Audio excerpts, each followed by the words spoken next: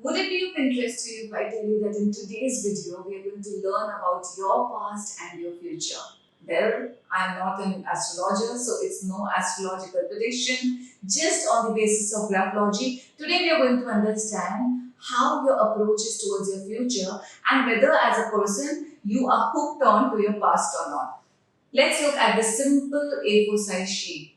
And if you've not gone to our previous videos, you can just go to the previous video and see how to write a sample so that in the upcoming videos it will really help you every time when we are coming up with new topics. Now let's understand.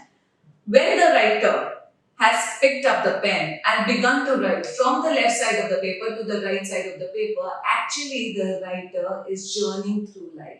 Actually, the writer is journeying through his environment. So this paper is not an ordinary paper for a graphologist. It's like the writer's day, the writer's life, the writer's environment, and a great deal of information can be had from the way the writer starts the sample and the way the writer ends the sample. So when the writer starts, the writer begins to move word by word, and it is just like those steps that we take in our environment. The writer slowly and gradually begins to move towards the right side of the paper. Now, when the writer moves towards the right side of the paper, the writer makes a subconscious decision as to where he wants to stop. So, when the writer is journeying from here, maybe the writer wants to stop here, maybe the writer wants to stop here, or the writer maybe wants to go right to the edge of the paper.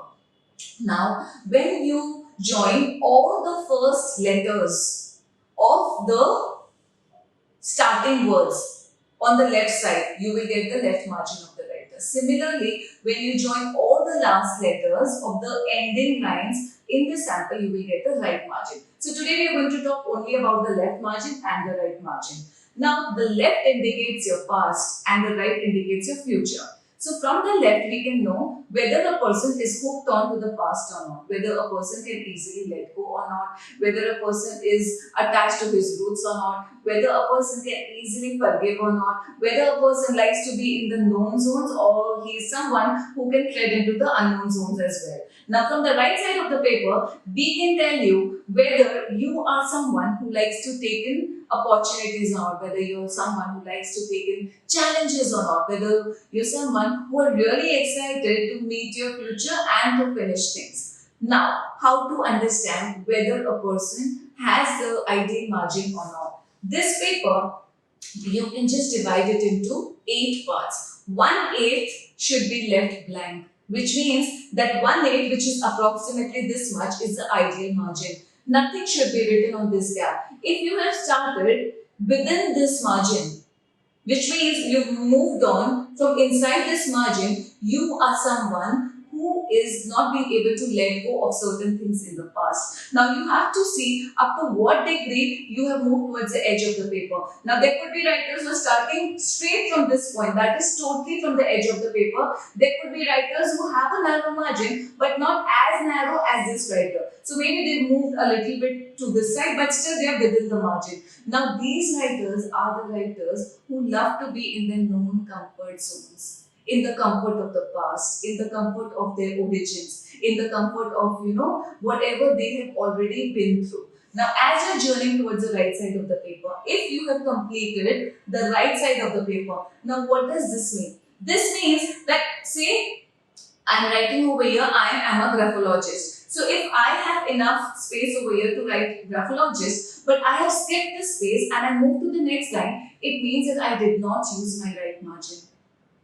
And similarly, almost throughout the sheet, if I am skipping spaces, where could I have easily fit in those words which I have taken to the next line? It means I am someone who's just letting go of opportunities. It's not that opportunities come to just a select few. They are there for everybody. It's just that are you ready to take in those opportunities or not? Are you ready to take those challenges or not? Are you ready to go and meet and greet your future or not? So, based on your approach towards the future, actually, we are creating a future every single moment. Now, based on this, you can easily understand, looking at your own sample, whether you're someone who's hooked on to the past or you're someone who's taking your future forward, who's taking charge of your future. That no, I am not going to stop at 80%, 90%. I'm going to give 100% to whatever I do. I'm going to go and achieve my targets invariably of what may come. When you will have that approach in your life, you're bound to be successful. So a small tip for you before I end this video. From next time on, at least leave 1/8 of the page when you started to write, and as you move towards the end of the page, complete the right side of the page. Now it doesn't mean that you have to crush into the edge. You don't have to do that. What you need to do is complete the right side of the page, fit in the words that can fit in. You can also give in hyphens if you want to, or whichever way you want to complete, but at least take your words to the edge of the paper.